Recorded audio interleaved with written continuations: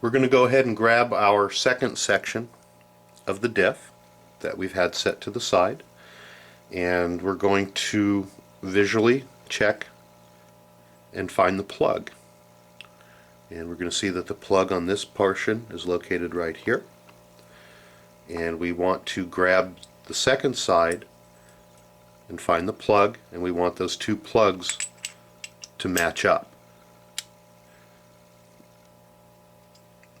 You're going to want to hold the gear on here. One of the things that I have found to do is to take a little bit of the diff fluid and put it around this gear and into the little holes here so that it stays on this post. If that doesn't do it quite right for you, you can use a little bit of thicker gear oil if you would like, but we do want that to stay on. So again, we're going to align up the plug holes, and we're very carefully going to put the two diff halves together. Sometimes you got to do it quick, just like that, and they should line up. And again, we want to make sure that the two plug holes are lined up inside.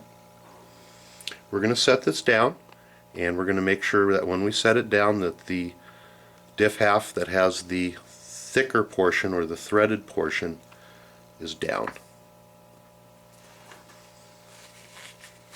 I'm going to go ahead and grab the gear, and we're going to take a look at the gear, and you're going to notice that on the gear there's a portion here where the tabs are smooth with the top, and if you turn it over you can see that they're recessed here. Okay? We're going to hold the gear in our hand just like this, and the recessed portion is going to go down on top of the diff case, and you're going to align up the tabs on the gear with the area on the diff that has no fins. Again, you're going to line that up and you're going to drop it down on.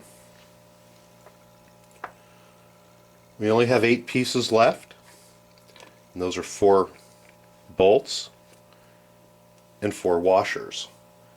So what we're going to do is we're going to grab one of the bolts, and I like to put it on my wrench first. We're going to slide one of the lock washers over the top, and we're going to put some Loctite on the bolt. Just like so. You can use as much as you would like. And we're going to go ahead and insert that into one of the holes. We're going to do this with all 4. Again, you don't want to tighten them down. You want to go ahead and just put it in until it touches. At that point, I'm going to go ahead and grab another one, put the washer on it. Going to use some Loctite. We're going to do this for all 4 screws. And again, I can't stress this enough, only put it in until it touches. We're going to have to tighten this up in a star pattern, otherwise it's very easy to crack the diff case, and that's not something that we want to do. There's a lot of people that are intimidated by building the diff, and I hope that with this particular tutorial we've taken a lot of the mystery out of it so that you're comfortable building it or rebuilding it, whichever the case may be. And to me, I don't know why, but it is one of the more fun parts of the Baja to build. We're going to get this one more screw in.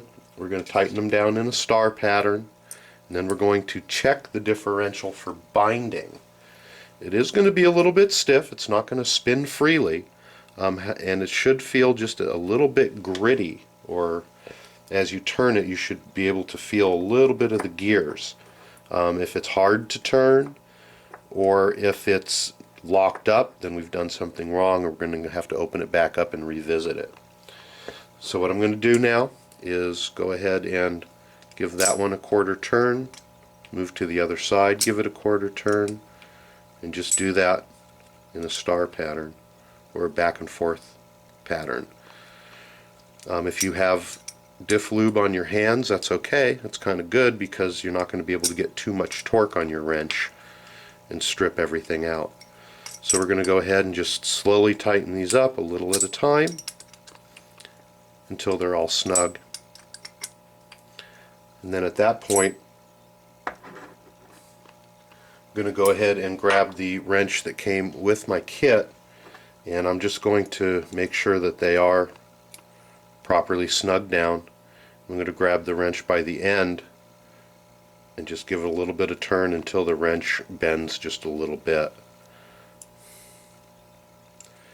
And again, you don't want to strip these out or over tighten them.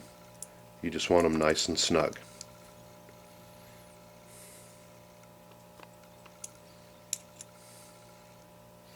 Okay, we've built our diff.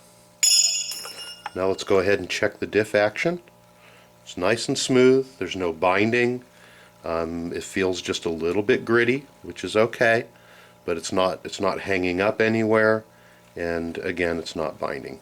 So we've just successfully built the diff, and with the exception of not putting our plugs in, I think we did okay.